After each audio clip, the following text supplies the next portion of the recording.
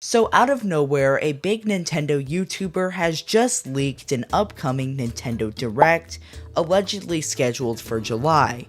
We also have some info on Digital Foundry, and they have reviewed the Nintendo Switch 2 and kind of have a controversial take in my opinion. We'll get into all of that and more today, but before we get started, I would really appreciate if you would like this video and subscribe to the channel. Every bit of support helps and I really appreciate it. So our first topic regards a Nintendo Direct rumor that has just come out for July. So this comes from Stealth over on X. We have our first Nintendo Direct rumor for July from Beat 'em Ups. He says he knows the Direct is coming, but he can't say how he knows. The games are what he heard.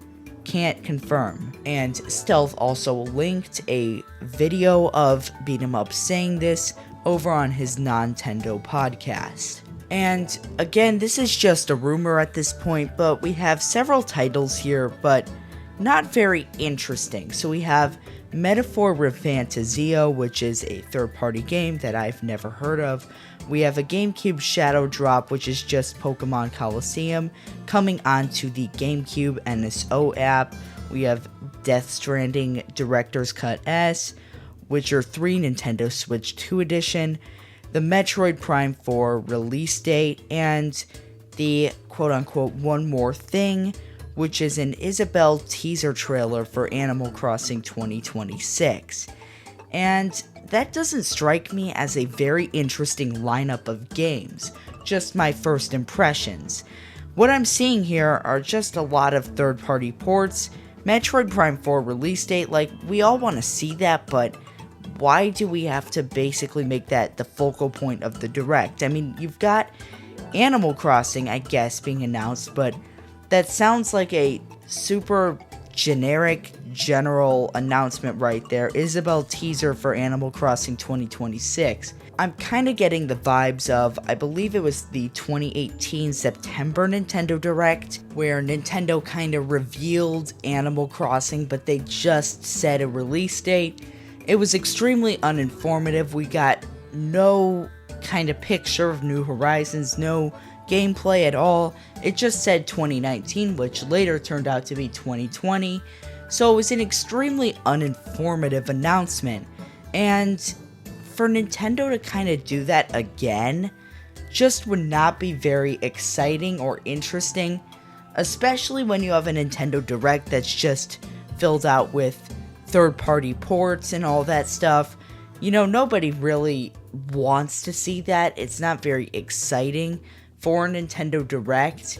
You know, when you get the idea of a Nintendo Direct in your head, you get the idea of first-party announcements, but we don't really have that here. You just have Metroid Prime 4 release date, which everybody wants to know, but we don't want that to be the center of the Direct, and then just an Animal Crossing kind of teaser, I guess you could say.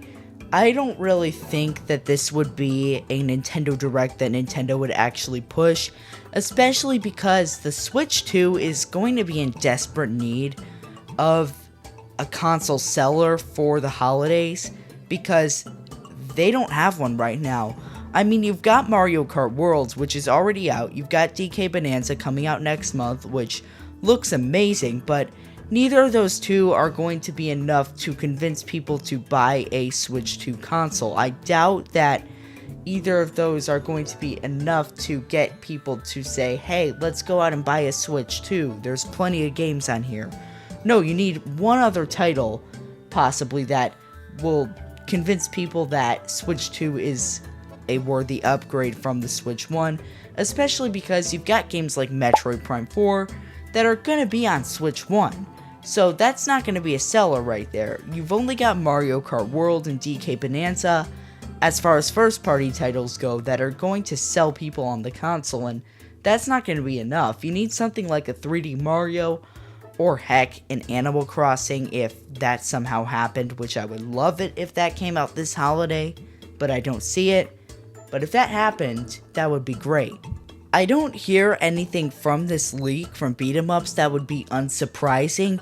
I just don't hear enough that I can see a Nintendo Direct happening. It just doesn't seem like a general Direct that would occur because, again, Nintendo really does need something for the holidays, or they need maybe even two things that are exclusive to Switch 2. Now, maybe they save that for a September Direct. And that brings me to my next point, is that I don't see why a Summer Direct would need to happen if you have just such a weak lineup of announcements here.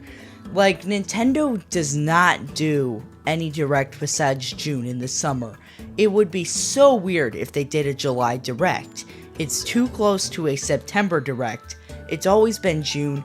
It doesn't seem like we're getting something in June unless we have something this week that suddenly comes out and Nintendo just does something maybe on Tuesday or Wednesday or on Thursday, which could happen. But I'm not seeing the whole July Direct thing, and I'm really not seeing this lineup of announcements because it's just such a weak lineup. But let me know your take down in the comments. Do you think that this last full week of June we get an announcement for a Nintendo Direct? Do you think that we actually get a Nintendo Direct in July, which I would find really unusual? Or do you think Nintendo just skips out on a Summer Direct and we don't get something till September, which is what Nintendo normally does? Now, we also have the Digital Foundry coming out and posting their review of the Nintendo Switch 2. And what I was hearing before is they were like really excited about this console. They thought it seemed good. But now that I'm reading their review, I'm kind of like torn on what I think about it. And this comes from over on My Nintendo News, and it says, Digital Foundry, Nintendo Switch 2, impressive upgrade, marred by subpar display. And I'll skip right down to the quote from Digital Foundry, and it says, in terms of hardware design, we're happy overall with Nintendo's choices. Despite being significantly larger than Switch 1, the thinness of the handheld remains much the same, making it feel significantly less bulky than Steam Deck or other PC handhelds. Similarly, the bigger screen can make for a more immersive experience, and color reproduction is significantly improved over the original model. What's also surprising and highly appreciated is the number of games that either run at native 1080p in handheld mode, like Mario Kart Worlds for example, or use DLSS to upscale the 1080p, delivering pleasing results. However, the screen itself is problematic in a number of ways. Nintendo promised HDR, but an edge-lit LCD that barely tops out at 420 nits will never deliver anything like a decent high dynamic range experience with the signature HDR contrast and highlights almost completely absent in handheld play. Even more disappointing is motion quality. The Switch 2 LCD has blurring characteristics that are easily worse than the 2017 Switch's display. Side by side with the Switch OLED panel, the key problems with Nintendo's choice for Switch 2 come into sharp focus. It's simply nowhere as good. There are clear problems with Switch 2's VRR variable refresh rate functionality too.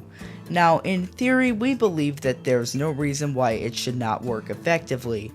The Switch 2 Welcome Tour software includes a VRR showcase that demonstrates what we think is a 40 to 120 Hz VRR window.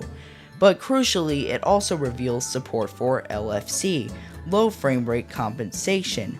Outside of that window, a fully featured VRR on Switch 2 is possible. So, I'm no tech nerd or anything, and I know that was a lot of information, but I really haven't had any issues with the Switch 2 display, like, at all. I thought that everybody saying it was LCD was gonna make it so horrible.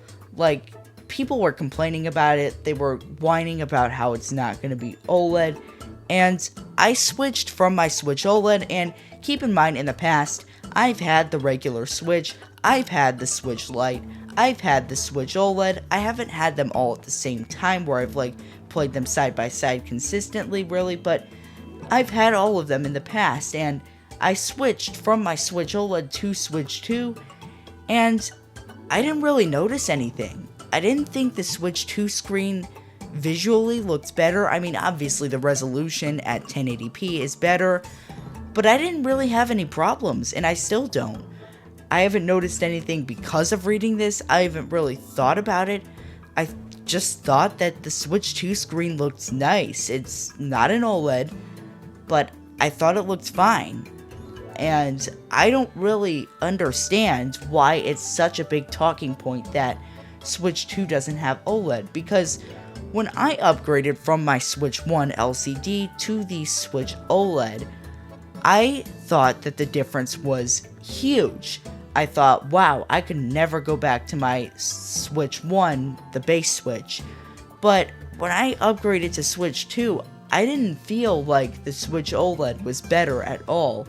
I thought they were just about the same, and I couldn't really compare them. So even though I don't have my LCD Switch anymore, I could say for sure that the Switch 2 does look better. I have compared it to a Switch Lite, and it definitely looks a lot better than that.